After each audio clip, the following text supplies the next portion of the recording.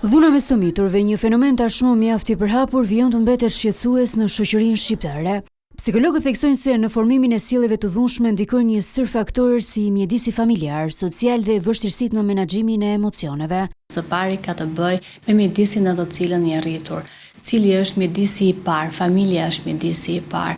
Çfarë ofrohet në familje, si zgjidhen problemet në familje, si është komunikimi familjar, sa e njohur është fëmia me dhunën që në vegjëli.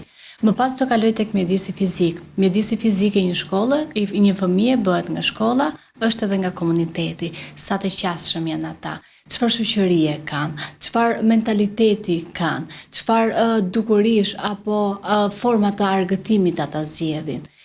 Mjedisi online është një faktor tjetër që vitet e fundit përbën një ndër faktorët më të rëndësishëm mbi ndikimin e dhunës. Sipas profesionistëve të shëndetit mendor, roli psikologut është thelbësor në identifikimin dhe menaxhimin e problemeve emocionale të fëmijët, si edhe në parandalimin e rasteve të dhunës. Roli psikologut tani është bërë edhe më vendimtar, mendoj që është thyer pak tabuja e të kuptuarit mbi rolin e psikologut.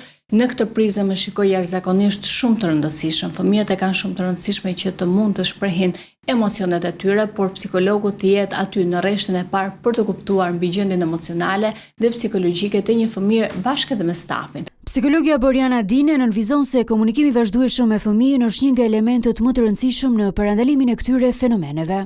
Komunikimi është shumë i rëndësishëm për të kuptuar fëmia se nëse kanë një problem, ata do të shkojnë te prindi dhe e dinë që do të ketë një zgjidhje. Shkolla është institucioni po prap në cilën ka rëndësi peshë edukimi.